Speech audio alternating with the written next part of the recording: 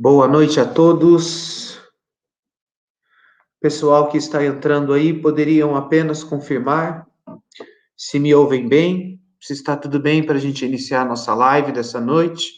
Por favor, me respondam aí.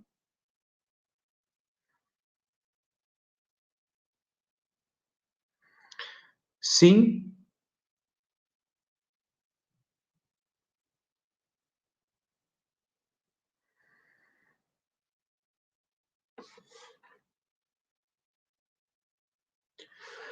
Boa noite, pessoal que está chegando. Estão me ouvindo bem, né? Ótimo, maravilha. Então, pessoal, mais uma vez, boa noite a todos. Esta não é a primeira vez que eu estou fazendo uma live aqui pelo Instituto Borborema. Eu sou o professor Danilo Gustavo, eu resido na cidade de São José dos Campos, interior de São Paulo. Faço parte do Instituto Antônio Rui Marim. Aqui em nossa cidade nós temos um colégio que é mantido pelo nosso instituto, o Colégio Mater Puríssima. E o instituto, então, ele tem essa missão de formar autênticos professores católicos e que desenvolvam uma autêntica pedagogia católica. E o nosso instituto tem uma parceria muito estreita, uma relação de amizade com o Instituto Borborema, né? Com quem eu estou fazendo essa live nessa noite, através do canal do Instituto. Então, eu peço para você que colabore com o Instituto Borborema, né? Que você possa ajudá-lo com o Apoia-se, ou que você possa ajudar adquirindo os cursos, promovendo o trabalho do Instituto Borborema, que cada vez mais e mais tem atingindo um número maior de pessoas.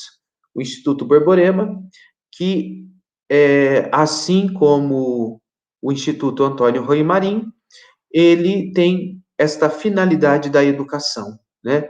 Tão crucial, tão necessária nos nossos dias atuais, tá bom? Então, eu peço que você colabore com o Instituto e, principalmente, né? A melhor maneira de você colaborar com o Instituto é você adquirindo os cursos do Instituto, trilhando aquele caminho de desenvolvimento intelectual. O Instituto Borborema há anos tem desenvolvido, né? Esse trabalho que o pessoal faz hoje online é um trabalho que já há bons anos ele tem sido desenvolvido pessoalmente e com muitos resultados significativos na vida de muitas das pessoas, tá bom? Estão pedindo aí para repetir, o nome do instituto é Antônio Rui Marim, tá bom? Esse é o nome do nosso instituto, tá ok? Então, vamos já para o tema dessa live de hoje, tá bom? Eu fiz uma primeira live algumas semanas atrás, tá? Com né, o intuito, né, de fazer um caminho de raciocínio para que a gente possa entender uma série de questões, né, que nos afetam nesse dia de hoje.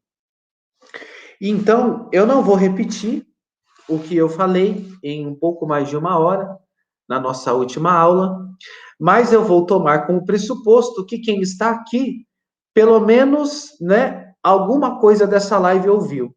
Se não ouviu, eu peço que você, então, depois de fazer essa live, que você faça esta primeira live que eu fiz, porque essa live de hoje, ela é uma continuidade daquela outra live, tá bom? Então, vamos lá.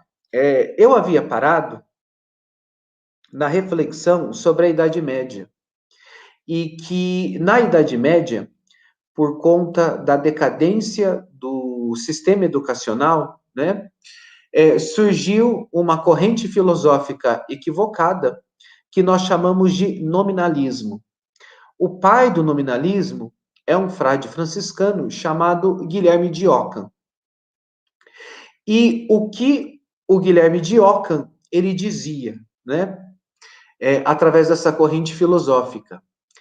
Ele dizia que a inteligência humana, ela é incapaz de apreender o que nós chamamos de conceitos universais, tá bom? Então, deixa eu te dar um exemplo aqui. Você está me assistindo nessa live, né? E você consegue perceber pela sua inteligência que aquele que vos fala, que sou eu, esta pessoa, ela possui uma natureza. E que essa natureza, ela é distinta da natureza dos cachorros. Ela é distinta da natureza das plantas. Ela é uma coisa que eu possuo e que você, ao mesmo tempo, consegue perceber que você também possui essa natureza. Que o teu pai possui essa natureza, que a tua mãe possui essa natureza, que o teu irmão possui essa natureza, que o teu filho possui essa natureza, você que tem filhos, né? E por que você faz isso? Porque a sua inteligência, talvez sem você perceber, ela formulou um conceito universal, né? Universal vem de uno versus, né? Então, é um que você atribui a muitos. E quando a sua inteligência, ela faz isso, ela de fato é capaz de penetrar na estrutura mais íntima das coisas. E quando ela penetra nessa estrutura mais íntima das coisas, ela percebe que várias coisas podem possuir uma natureza em comum, como no caso da natureza humana. Então, isto nós chamamos, na filosofia clássica, e principalmente dentro da filosofia aristotélica e tomista, de um conceito universal. Agora, na Idade Média, surgiu então esse frade franciscano com essa teoria de que a inteligência humana ela é incapaz de formular conceitos universais. Os conceitos universais, eles até existem, mas a natureza humana é incapaz de formulá-los enquanto tais. E isso que eu estou falando aqui, para você que provavelmente não conhece filosofia, né? Para quem conhece, e essas coisas já são mais familiares. Mas para quem não conhece filosofia, ou talvez até mesmo para quem conhece filosofia, isso pode parecer uma coisa assim desnecessária, né? Tá bom. Então, você está falando que eu consigo apreender a natureza das coisas e que quando a minha inteligência faz isso, ela apreende o que nós chamamos de universal. E agora você está dizendo que surgiu um cara lá nos anos 1300 chamado Guilherme de Ockham, que ele disse que quando a natureza, quando o ser humano, ele faz esse processo de abstração, de apreensão de um conceito universal, ele não consegue apreendê-lo. Mas tá bom. Que diferença que isso faz na minha vida, né?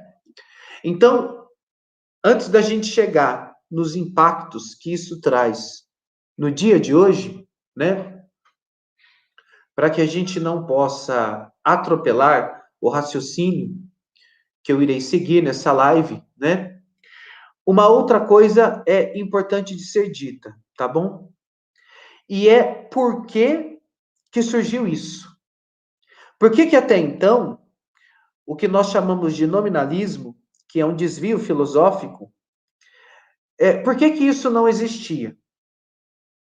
Isso não existia porque, por mais que isso possa parecer difícil, né, para alguns aceitarem, mas o que acontece é que, de fato, a humanidade, ela chegou, na época da Idade Média, num nível de desenvolvimento da inteligência que nunca houve na história humana, né? Se você quer identificar o nível, né, de inteligência de um determinado tempo, basta você olhar os indivíduos que viveram naquele tempo, né? Porque vocês vejam, você não consegue formar um grande economista na selva do Congo. Isso nunca vai acontecer. Você está lá na selva do Congo e de repente surge da selva do Congo um grande economista. E por que isso não vai acontecer? Isso não vai acontecer porque para surgir um grande economista, você precisa de uma série de pressupostos que o antecedam para serem capazes de formar um indivíduo desse tipo. E na selva do Congo, você não vai gerar um economista, mas nunca. Podem se passar milhares de anos, isso não vai acontecer, a não ser que você tenha uma estrutura, um ambiente, um contexto histórico que seja capaz, né, de promover, de auxiliar, de facilitar o surgimento de um indivíduo desses. Agora, vamos olhar para a Idade Média, né? Quando você olha para a Idade Média, você vê o surgimento daquelas figuras que marcaram a história humana, né, por todos os tempos, né? Então, nós temos, por exemplo, Hugo de São Vítor, no ano 1100. Ah, mas eu nunca ouvi falar de Hugo de São Vítor. Pesquise sobre ele. Você vai ver, esse cara, junto com o Tomás de Aquino e junto com o Santo Agostinho, ele é um dos maiores gênios que já surgiu na história humana, sem sombra de dúvidas. Se você coloca ali no hall dos gênios, você tem o Sócrates, você tem o Platão, você tem o Aristóteles, você tem o Cícero, você tem o Virgílio, você tem o Homero, mas acima de tudo, né, você tem os filósofos e os teólogos cristãos, Santo Agostinho, Hugo de São Vítor, Ricardo de São Vítor, Santo Tomás de Aquino, Santo Alberto Magno.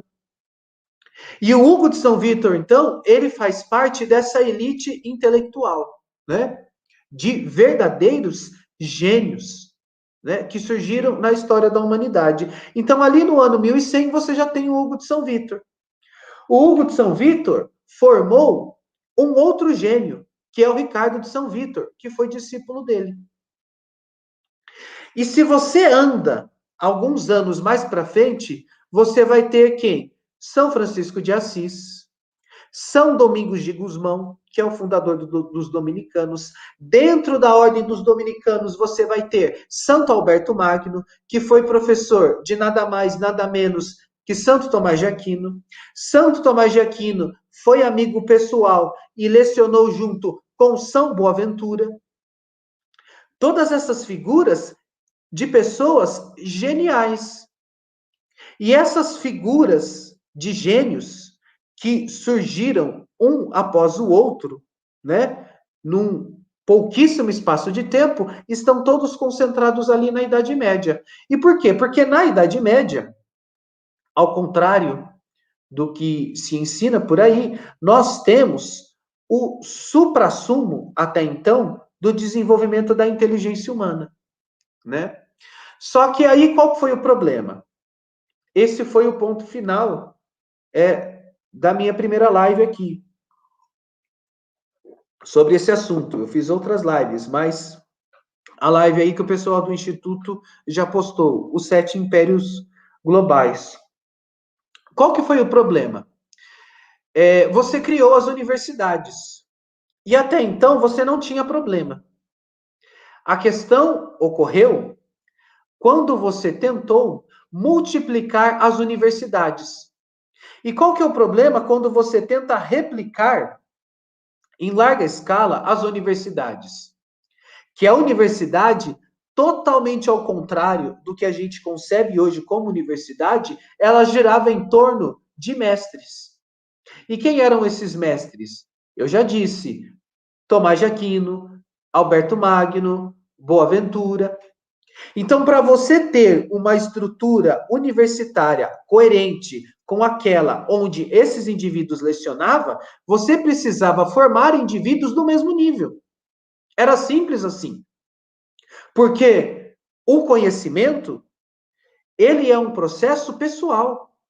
Ele é um processo de pessoa para pessoa. de inteligência para inteligência. O conhecimento, ele não vem pela leitura de apostilas. O conhecimento, ele não vem, inclusive, por diploma. Você pode ter um diploma e ser um analfabeto. E, inclusive, é o que está acontecendo hoje, né? As pessoas, cada vez mais e mais, né, elas avançam na vida acadêmica com pós-graduação, com doutorado, com pós-doutorado.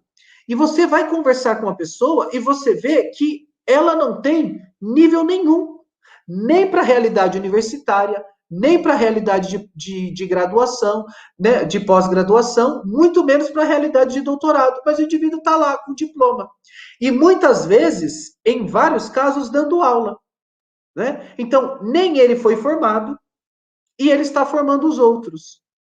E o pior de tudo é que ele foi formado dentro de uma estrutura que acha que o conhecimento ele se concentra numa folha de papel. E o conhecimento não está nisso, o conhecimento está na inteligência. Já dizia Santo Tomás de Aquino, né? O que é a verdade? A verdade é a capacidade que a inteligência tem de apreender a realidade. Então, quando a inteligência ela se adequa à realidade, nós temos a experiência da verdade. Né? Isso não é levado em conta do sistema universitário. O sistema universitário hoje produz papéis e mais papéis, estudos e mais estudos, que simplesmente não dizem absolutamente nada, né? Mas, voltando para a Idade Média, então, qual que foi o problema? Quando você tenta, então, replicar o sistema universitário, mas você não tem Tomás de Aquino, mas você não tem Hugo de São Vítor, mas você não tem Albertus Magnus, o que que acontece? Aquela estrutura que você vai produzir, ela é uma estrutura incoerente com aquilo que está propondo. E para piorar isso, criaram um diploma. Então, o diploma, né, que é a licença de ensinar, licentia docendi, assim era o nome do diploma, ele atribuía a autoridade a um determinado indivíduo de ensinar. Então, aos poucos, o que a gente começa a perceber? Que as pessoas, elas não estavam mais buscando o ideal da sabedoria, como você vê na vida de Tomás de Aquino. Elas não estavam mais buscando esse ideal. Elas estavam buscando o ideal do diploma. Elas queriam a projeção acadêmica. Elas queriam a projeção social. E aos poucos o ensino vai baixando. Ao ponto de 2 gerações depois de Tomás de Aquino vir o Guilherme de Ockham com o seu nominalismo. E qual que é o problema do nominalismo? Né? Existe, eu acho que foi o primeiro escrito que o Santo Tomás de Aquino fez, né? Quando ele tinha 27 anos. É um escrito chamado De Ente et Essentia, sobre o ente e a essência. É um escrito onde ele vai analisar a metafísica aristotélica do ponto de vista do ato criador. E ele começa esse tratado falando o seguinte, né, citando uma frase do Aristóteles. E essa frase, Aristóteles diz o seguinte, que um pequeno erro no começo, ele vai se tornar num grande erro no fim. Então, foi exatamente isso que aconteceu com o Ockham. A princípio, a gente fala um negócio desse, né? A gente até olha, fala, mas poxa vida, que diferença isso vai fazer? A diferença é que, a partir dali, você abriu precedentes para uma degradação da inteligência humana. E a filosofia alquimista, ela viralizou. O nominalismo, ele viralizou. E as maiores universidades da Europa eram adeptas do nominalismo. Né? Então, você abandona o realismo aristotélico e tomista para você adotar o nominalismo ocamista. E uma das pessoas que foram formadas na filosofia nominalista foi o Lutero. E foi a mentalidade nominalista do Lutero que fez com que ele concebesse a reforma. Existem outros elementos que eu não vou colocar aqui, porque o meu intuito nessa live é falar da relação do nominalismo de Ockham e não falar e não fazer uma análise sobre o Lutero. Se for necessário, né, a gente pode fazer uma live só sobre esse assunto, mas não é o que eu quero tratar hoje. Então, um dos pontos chaves para que o Lutero ele pudesse desenvolver o protestantismo, né, foi a sua base filosófica nominalista, né, que é uma base, inclusive, equivocada. Inclusive, do Lutero para frente, você começa a ter uma tendência de você viver a fé cristã, né? O que está contido no sola fide luterano? O desprezo da razão. Agora veja, isso é exatamente o oposto do que vai fazer o Santo Tomás de Aquino. Se você lê uma obra como a Suma Teológica, é impossível você separar a filosofia do Tomás de Aquino da sua teologia, porque é uma coisa assim tão entrelaçada, uma coisa tão unida, né? Que você não consegue separar. Porque você precisa da filosofia para você fazer teologia. Sem filosofia, não há teologia. Simplesmente não há. Toda a concepção teológica, ela está assentada numa base filosófica. E é exatamente as verdades reveladas, que são o objeto da teologia, que elas vão ajudar a iluminar aquelas verdades naturais contidas na filosofia. Então, existe um beneficiamento mútuo entre essas duas coisas. E isso você vê no Santo Tomás de Aquino. E mais ainda, a filosofia, né, hoje a gente gosta de ficar simplesmente dividindo as ciências, né, em humanas e exatas. Mas, na verdade, você pode colocar tudo dentro de um grupo só e chamar de ciências naturais, porque são ciências que a razão humana ela é capaz de compreender os princípios dessas ciências e extrair as consequências deles. Então, isso é uma ciência natural. Agora, a filosofia, ela é o elemento que une todos os conhecimentos naturais, porque tudo tem uma finalidade. Basta você olhar para a natureza. Se chove, por que chove? Porque há uma finalidade no chover. Se faz sol e esquenta, por que, que o sol nasce todos os dias e ele aquece? Porque existe uma finalidade nisso. Quando você come, quando o teu organismo ele recebe um alimento, existe uma finalidade nisto. Toda a tua vida, ela é intercalada por N finalidades. Porque, na verdade, a natureza, ela é intercalada por N finalidades. E assim, cada uma das ciências naturais, elas possuem as suas finalidades. Mas essas finalidades, elas precisam ser ordenadas, em última instância, pela filosofia. Se você tira a filosofia, as ciências naturais ficam loucas. Elas ficam perdidas. Elas ficam que nem crianças sem a presença do pai e da mãe. Imagina você colocar no mesmo ambiente 50 crianças de mais ou menos ali, de 4 a 7 anos, e você tira todos os adultos, todos os pais responsáveis por aquelas crianças. Você, né, é uma loucura você fazer um negócio desse, porque elas irão aprontar o escarcéu ali. Por quê? Porque elas precisam de um princípio ordenador. Então, quando você tira a filosofia, as ciências naturais, elas começam a se comportar de maneira isolada. E elas perdem a sua finalidade, que era conduzir para a filosofia. E a filosofia, que tem um papel de serva da teologia. E tudo isso estava ordenado na Idade Média.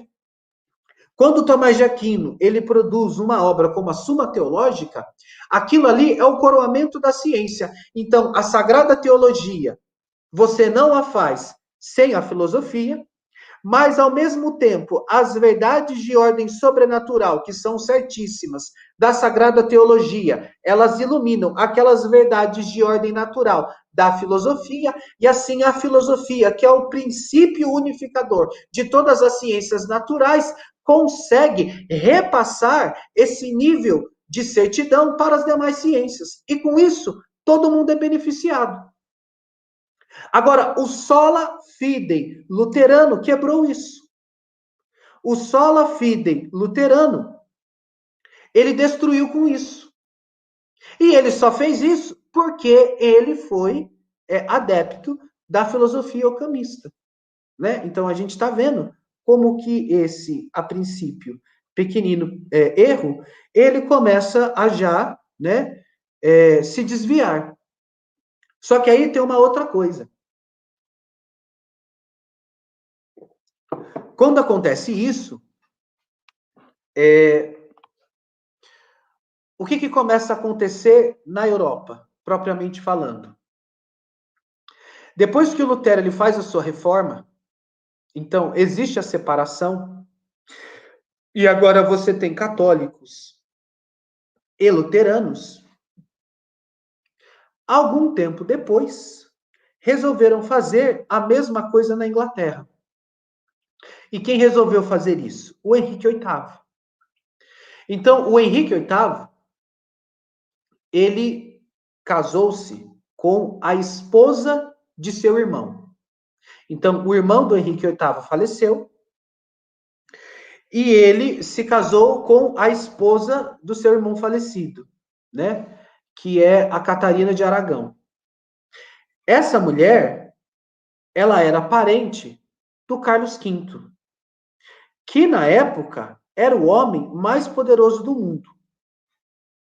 Quando o Henrique VIII ele se casa com a Catarina de Aragão, ele descobre que ela era estéril, né? Então ele vem a descobrir que ela não podia ter filhos. E aí ele se vê diante da seguinte situação: ele não pode se separar, porque Henrique VIII era católico, né? Né, ele não conseguiria contrair uma outra esposa, a não ser que a sua esposa, porventura, morresse. Só que se ele atentasse, né, se ele assassinasse a Catarina de Aragão, ele ia criar briga com o Carlos V. Né? Então, qual foi a saída do Henrique VIII? Muito simples. Vou fundar uma religião. O Lutero já está fazendo isso, eu vou fazer isso daí também. Então, ele resolveu criar uma religião que foi o anglicanismo, onde você teria duas distinções com relação ao catolicismo. Você não teria a figura do Papa e você pode divorciar-se e casar novamente, né? Só que para ele fazer isso, ele precisava convencer a população. E ele sabia que isso não seria tarefa fácil. Porque como é que você vai chegar para o povo e você vai simplesmente dizer para eles, né, que daqui para frente a coroa adotou uma nova religião, né? As pessoas não vão aceitar. Daí, isso era uma coisa típica, né, do sistema inglês, da coroa inglesa, que era, em alguns casos específicos, a necessidade de você convocar o parlamento. Então, o parlamento, diferentemente de hoje, ele não fazia parte do dia a dia das decisões políticas do Reino Unido. O parlamento, ele só era convocado quando você tinha um costume que não era comum entre os cidadãos. Então, você precisava do parlamento para auxiliar na implementação daquele novo costume. Então, o Henrique VIII pensou: se eu quero instituir uma nova religião, eu preciso, né, contar com a ajuda do parlamento. E aí, o parlamento se viu numa situação de crescer no poder. porque ele viu que o rei dependia do apoio deles, e eles disseram, olha, a gente aceita te apoiar, né? Em outras palavras, estamos pouco nos lixando para o catolicismo ou esse anglicanismo, o que a gente quer é poder. Então, o parlamento, a partir deste apoio, ele fez um acordo com o Henrique VIII e ele começou a participar mais ativamente das decisões da coroa. Agora, o que foi acontecendo depois do próprio reinado do Henrique VIII? Né? Os sucessores foram anglicanos, você começa a ter uma participação maior do parlamento, só que no final dos anos 1500, na Espanha, né, a rainha Isabel, ela tomou a decisão de expulsar do território espanhol todos os judeus, né? As razões pelo o porquê ela fez isso, né, são controversas. Mas o que acontece é que ela fez isso. Ela expulsou os judeus do solo espanhol. E os judeus, eles migraram então para a Holanda. Só que o que aconteceu?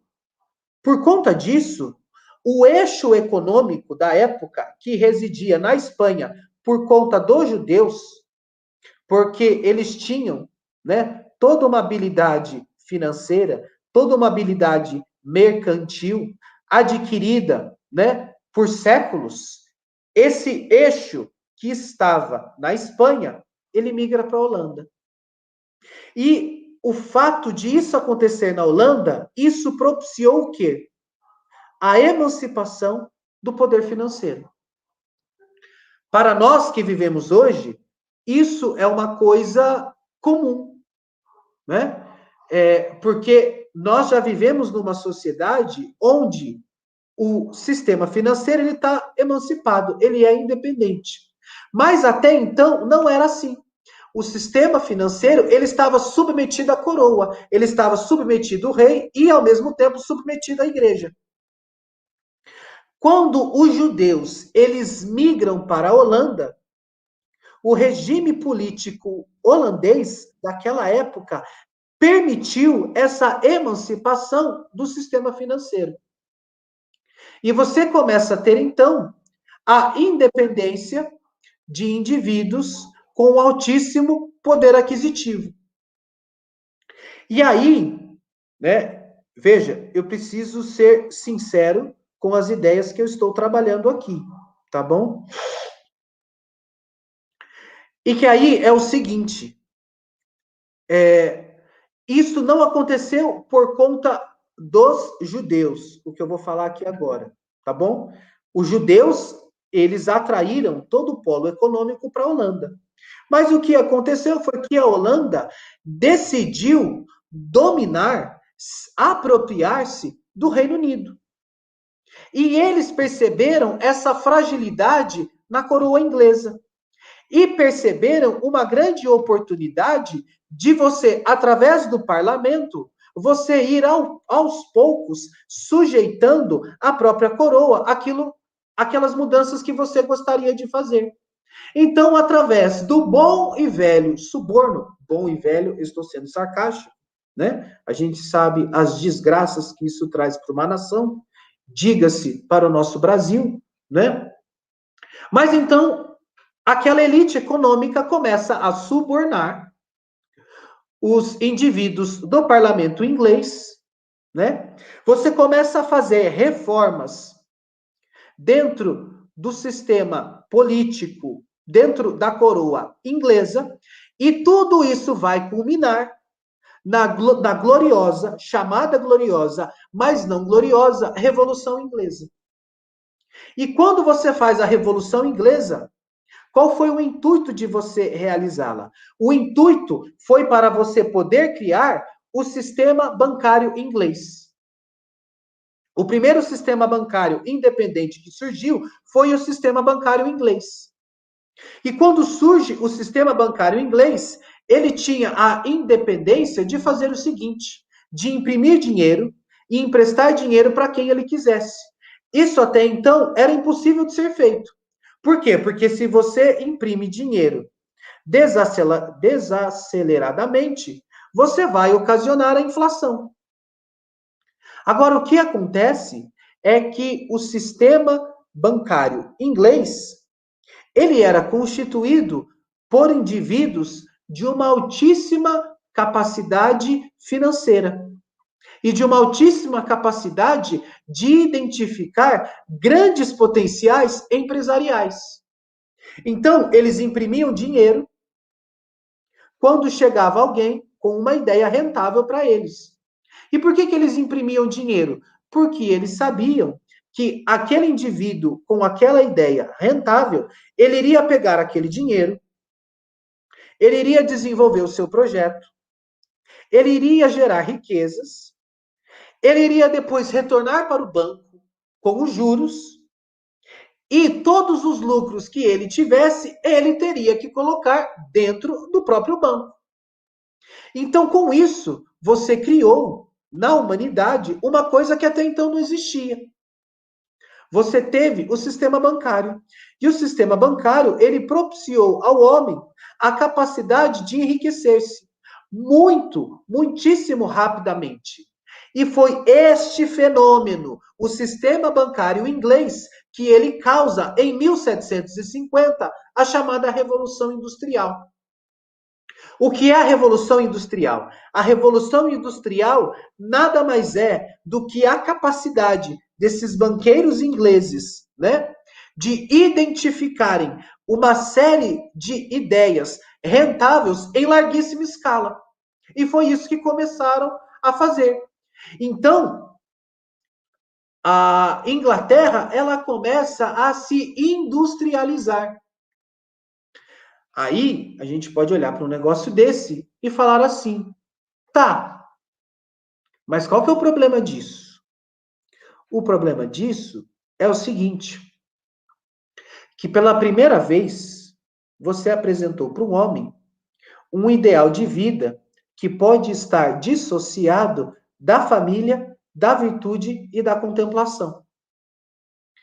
Então, quando você vê, por exemplo, na época da Idade Média, é óbvio que você tinha escândalos na época da Idade Média. Isso com certeza. Mas o que acontecia é que por conta de um Tomás de Aquino da vida, aquele indivíduo, ele era tão grande intelectualmente, que como que ele ditava o passo da própria sociedade. Né? Então, nem todo mundo podia ser um Tomás de Aquino, mas todos deixavam-se permear pelas ideias do Tomás de Aquino. E essas ideias estavam intimamente relacionadas com o evangelho, com a contemplação, com a virtude, com a família, com aquilo que a sociologia moderna chama de estruturas primárias. Quando você cria o sistema bancário inglês, você começa a ter um poder na sociedade que até então não existia e que começa a apresentar um outro ideal para o homem, que é o ideal do empresariado, é o ideal da riqueza, é o ideal do lucro. Então, o sistema bancário inglês, ele percebeu que para que ele pudesse lucrar, né, é exatamente o que acontece com o traficante. Se o indivíduo ele se enriquece através do tráfico de entorpecentes, é porque tem gente que está viciado no negócio. E ele sabe que quem está viciado no negócio fidelizou, entendeu? O indivíduo vai consumir aquilo até que ele morra. Ou até que ele zere toda a capacidade dele de poder aquisitivo. Né? Então, ele sabe. Então, um traficante, ele precisa, né, de viciados. Se você acaba com os viciados, se em 5 anos você conseguisse fazer um trabalho de anular a dependência química nas pessoas da sociedade, o tráfego morreria. É simples assim. Né? Muito simples. Então, o sistema bancário, né, ele percebeu que para que ele pudesse lucrar com os empréstimos, ele precisava de indivíduos que fossem loucos, doidos por trabalho, né? Que seriam os empresários da época. Então ele começa a difundir isso em larga escala, e os ideais da contemplação, e os ideais da virtude, e os ideais do evangelho, eles começam a ficar de lado. Tanto é que existe, talvez este seja o único pensador iluminista que vale a pena ser levado a sério, né? Que é o Montesquieu. O Montesquieu, ele narra isso nas suas obras. O Montesquieu, ele escreveu isso antes da Revolução Francesa. Então, a França, ela, antes da Revolução Francesa, ela não tinha sido atingida diretamente como a Inglaterra havia sido. E o Montesquieu, ele pontua isso, né, em 1700. Ele vai dizer assim, olha, os ingleses só sabem de dinheiro. Os ingleses só sabem falar de negócio. Os ingleses só sabem falar, né, de lucro. Eles estão seduzidos por isso. E veja, palavras do Montesquieu. E eu temo que eles irão seduzir o mundo com isso. Né? Não, se você olhar um pouco, né, ao seu redor, você vai ver que é isso que está acontecendo. Mas eu estou mostrando para vocês, aqui nessa live, a origem dessas coisas. Né? E como que isso tem ligação direta com o sistema de ensino. O sistema educacional, ele decai. A capacidade intelectiva do homem se torna cada vez mais e mais baixa. Você tem erros filosóficos que começam a se transformar em grandes erros na sociedade. Isso vai roendo o tecido social e você permite, com isso, o surgimento, né, de sistemas, né, que são extremamente maléficos, como foi a emancipação do sistema financeiro. Agora, eu sou contra da emancipação do sistema financeiro? Não. Porque você vê, por que na época do Império Romano, você não podia ter um indivíduo rico como Bill Gates? Por uma coisa muito simples, né? Por uma coisa muito simples. Que no Império Romano, se surgisse um Bill Gates ou algo análogo a isso, o imperador poderia chegar e falar: olha, é o seguinte, você está preso, você vai virar escravo, eu vou pegar suas riquezas. No Império Romano era assim. Agora, quem permitiu o aprofundamento do direito natural foi o Evangelho, foi o cristianismo. E foi exatamente por conta disso que você teve, então, uma emancipação precoce do sistema financeiro. Essa emancipação, ela se serviu de um problema, né, ligado com a coroa inglesa, para ela começar a fazer as reformas que ela gostaria de fazer. Dessas reformas surge o Banco Central, e do Banco Central surge a Revolução Industrial. E a partir da Revolução Industrial para frente, acabou. Você começa a ter as estruturas principais da sociedade, aos poucos, elas irem se corrompendo e mais, né? Como é que você vê que o sistema financeiro, através da Revolução Industrial, ele corrompe aquelas estruturas básicas da sociedade? Quando você começa a ver que tudo, absolutamente tudo, está se comportando como uma empresa, inclusive as famílias. Né? Inclusive as famílias. Então, por exemplo, os casais hoje, você que está assistindo essa live, deixa eu ser bem sincero com você. Se você acha, né, que você não pode colocar filhos no mundo, ou se você acha que você pode determinar a quantidade de crianças que vêm ao mundo, você que é casado e está assistindo essa live, Você que acha assim, não, eu tenho 3 filhos, está bom, eu já fiz a minha parte. Deixa eu falar uma coisa para você. Essa sua mentalidade é uma mentalidade de estrutura empresarial. Por quê? Porque qual é a mentalidade da estrutura empresarial? O benefício principal, o bem primordial, não é o indivíduo. O bem primordial é o dinheiro. Então, por que que os casais hoje, eles não querem ter mais filhos? Porque, segundo eles, filho custa. Filho custa tempo, filho custa noite mal dormida, filho custa que eu o eduque, porque a educação hoje, a educação está indo de mal a pior. Filho custa dinheiro, custa fralda, custa leite, custa antibiótico, custa isso, custa aquilo, né? Então as pessoas deixam de ter filhos alegando que ter filho é caro.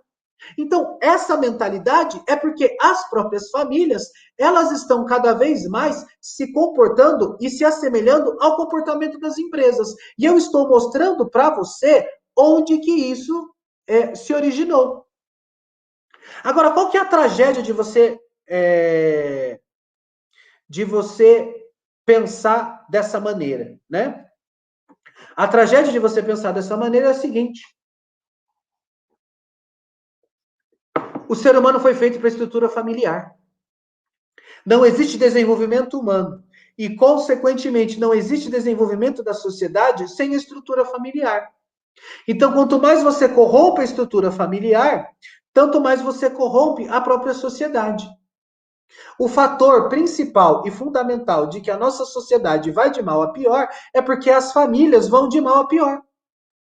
E por que as famílias vão de mal a pior? Porque em 1750, tá bom?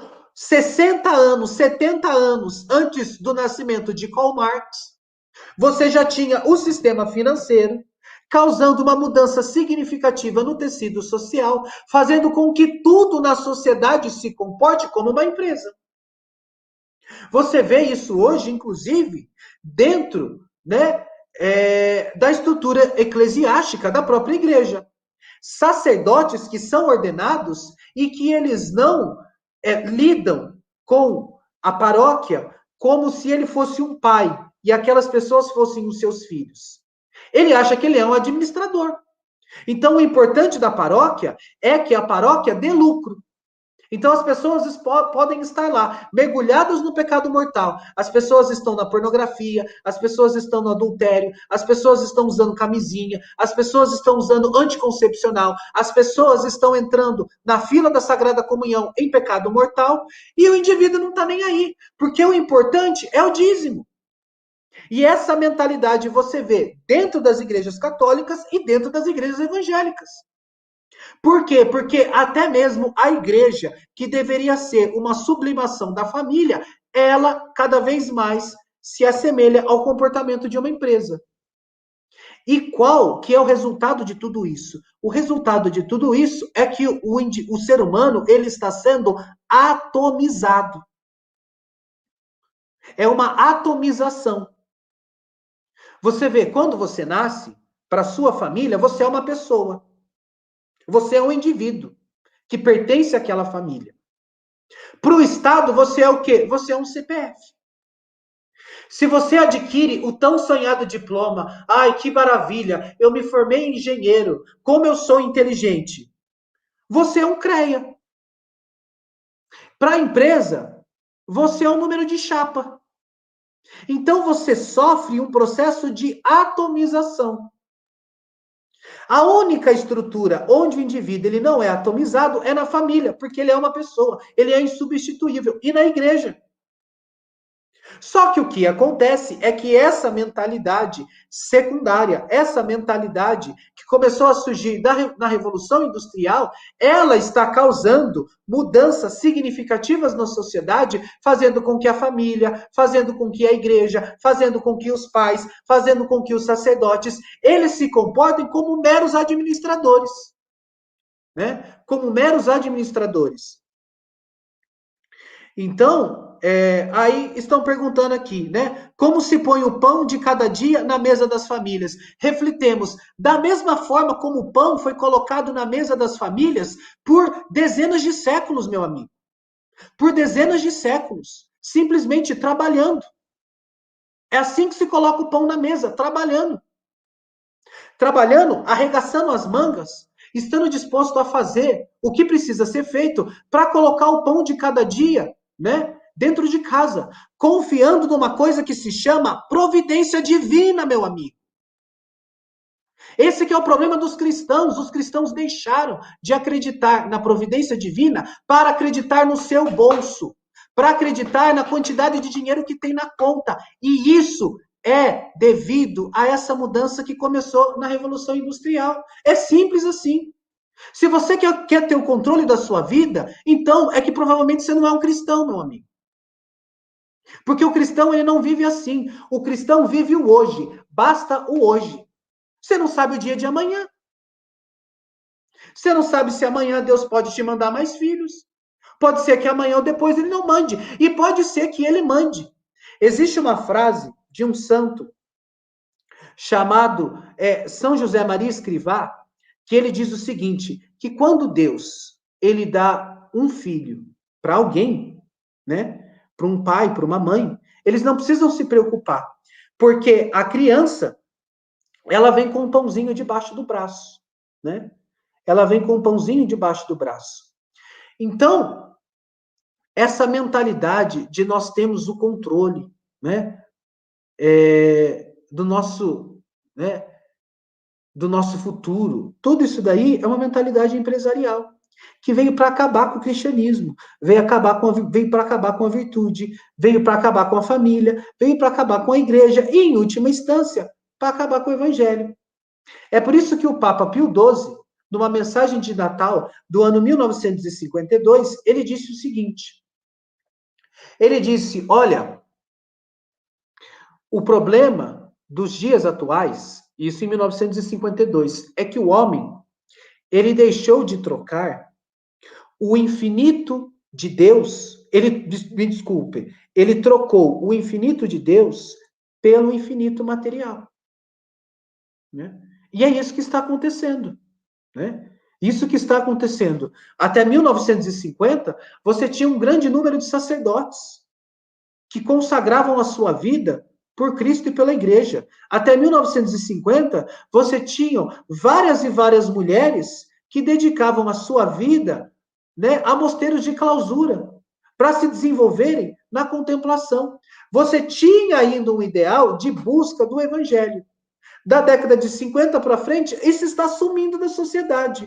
Por quê? Porque tudo está se tornando empresa. Essa é a mentalidade do homem moderno. É uma mentalidade empresarial. Só que você vê, tá? Isso não é dado meu. Isso é dado de um sociólogo francês chamado Emílio Durkheim, que ele viveu nos anos 1800. E ele mostra uma coisa curiosa. Ele fez um estudo sobre o suicídio. E ele viu que, a partir da Revolução Francesa, na França, você teve um aumento significativo de suicídios. E que ele começa a ver que existem taxas, né, maiores em determinados grupos. Então, a taxa maior, onde as pessoas mais se suicidavam, eram aquelas pessoas que não tinham religião e não tinham família. Então, ele olhava que o grande número dos indivíduos que se suicidavam eram indivíduos que não tinham uma fé e não tinham família. Depois, você tinha indivíduos, né, que tinham uma família e tinham uma fé. E ele viu que era a fé protestante. Então, esse grupo era menor do que aquele grupo das pessoas que não tinham fé e não tinham família. Depois você tinha um grupo ainda menor, que era o grupo dos anglicanos. Até que ele viu que o grupo com menos índice de suicídio era o grupo das pessoas casadas, das pessoas que tinham vários filhos e das pessoas que eram católicas. Por quê? Porque isso é da natureza do ser humano, meu amigo. É da natureza do ser humano não fazer isolamento social. É da natureza do ser humano se aglomerar. É da natureza do ser humano se relacionar. É da natureza do ser humano ter contato físico. O teu filho precisa ter contato físico com você.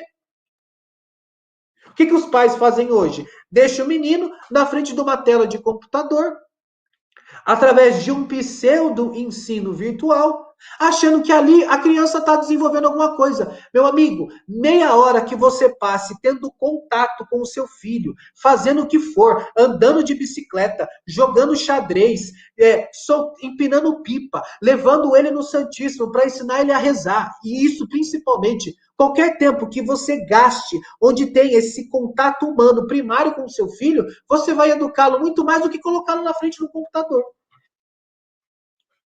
Né? De um ensino virtual. Então, o Durkheim, ele identificou isso. Isso não é coisa minha. Depois vocês colocam lá. Estudo do suicídio, Emílio Durkheim. Leia o estudo dele. Né?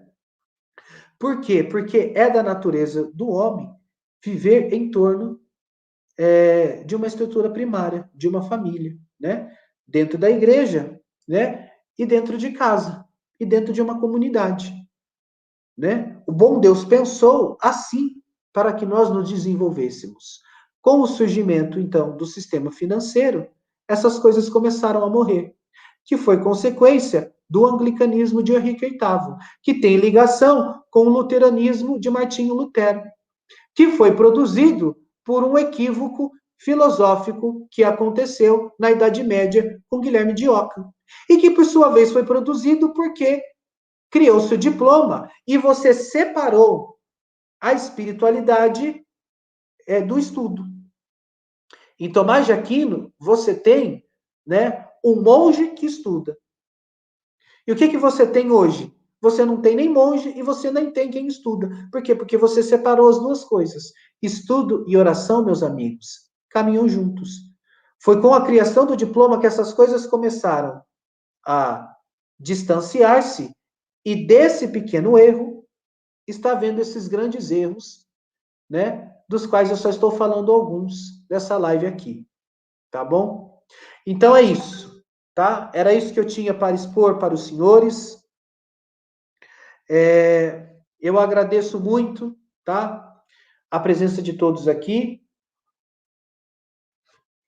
Quem quiser acompanhar um trabalho pessoal que eu faço, basta me adicionar no Instagram, Danilo Gustavo 86.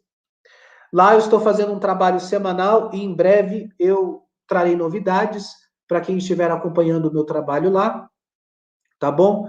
Mas é isso, tá ok, meus amigos? Fortíssimo abraço, boa noite a todos, tá bom?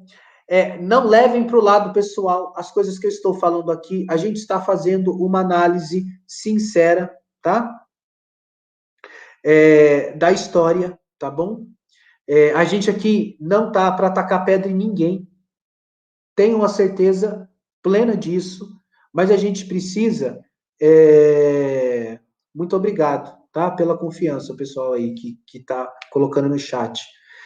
Bendito seja Deus.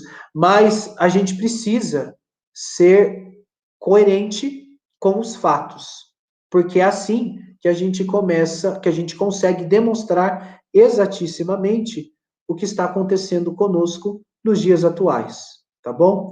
Então, na próxima live, a gente vai continuar a exposição desses assuntos, tá bom? Então, mais uma vez, boa noite a todos, que Deus nos abençoe. Fortíssimo abraço.